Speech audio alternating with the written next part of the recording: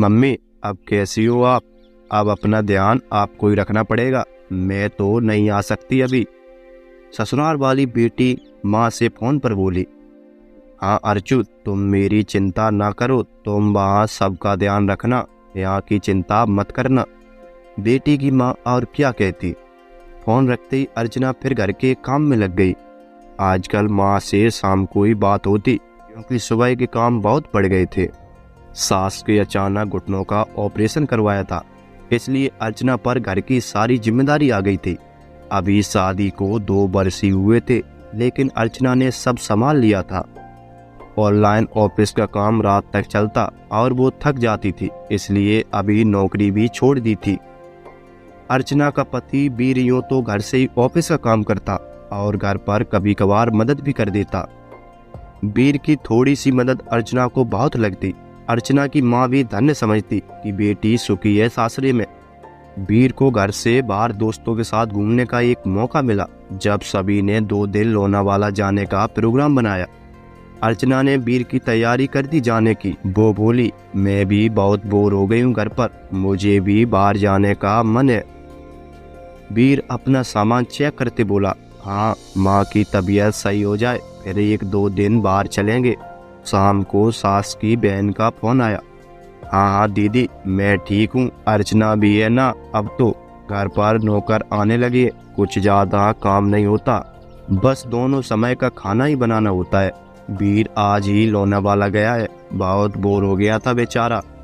अर्चना को दोपहर को 2 घंटे आराम मिल जाता है, लेकिन बीर को नहीं मिलता ना, बस इसलिए, बाकी तो कुछ काम ही नहीं होता घर पर। अर्चना के कानों तक बात पहुंच चुकी थी। उसे मन ही मन बुरा भी लग रहा था। मैंने सास और घर के काम के लिए नौकरी छोड़ दी, उनको परेशानी ना हो इसलिए 2 दिन के लिए मायके नहीं जा रही। बीर को तो शनिवार और रविवार मिलता है, तब तो वो दोस्तों के साथ बाहर जाते, सुबह देर से उठते, मनपसंद खाना बनवाते। मुझे तो ये सोचते सोचते उसकी आंखें भर आईं और पियर की याद आने लगी। बीर के वापस आते ही अर्चना ने कहा, बीर शनिवार और रविवार को तुम्हारी छुट्टी होती है, 2 दिन की और ले लो, मैं 4 दिन मायके जाकर आ जाती हूँ। अरे ऐसे कैसे जाओगी, मम्मी की देखभाल कौन करेगा?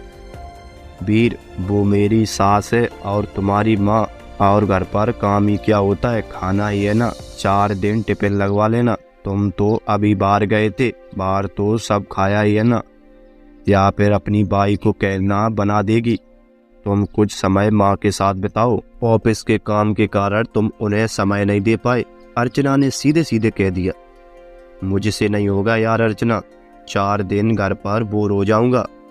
बीर ने उसे रोकते हुए कहा, बीर हम लड़कियां अपने माँ बाप को पराया कर सास ससुर की सेवा करती हैं, तुम मेरे छोड़ो, अपने मम्मी पापा के साथ रहने में परेशान हो रहे हो।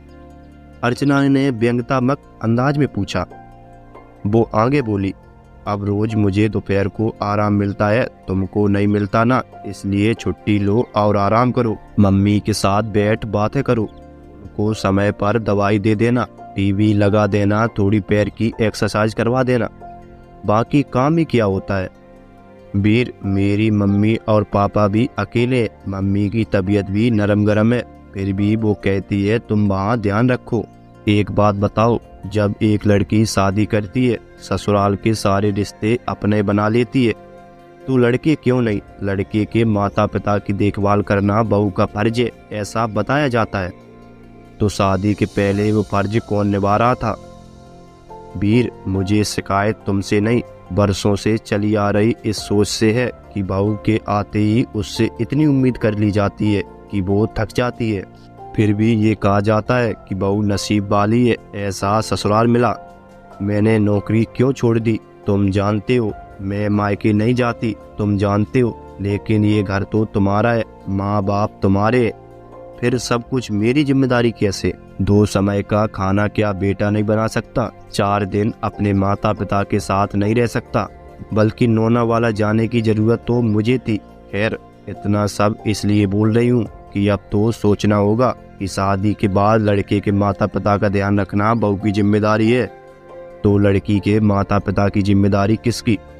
और यदि सब खुद के काम करने में सामर्थ्य है तो बहू को जिम्मेदारी के बोझ तले क्यों दबाया जाए। ऐसा कहते कहते वो फूट फूट कर रोने लगी। पिछले 8 महीने का दर्द आज आंसू और क्रोध बनकर बाहर निकला।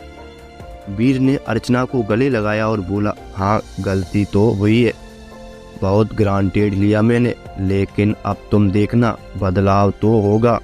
तुम सामान तैयार करो, कुछ दिन मम्मी के घर जाओ, मैं यहाँ मैनेज करूँगा। हम लड़के कभी तुम लड़कियों की जगह रहकर सोचते नहीं। वीर, अच्छा लगा कि तुमने मुझे समझा, काश ये बात सब समझ जाए। अर्चना की आंखों में अब भी आंसू थे, लेकिन उसमें तसल्ली भी थी। शादी के बाद बहू ससुराल वालों की सेवा करे, ये उसका फर्ज है, तो जरा लड़के को भी कुछ फर्ज समझाए जाने चाहिए।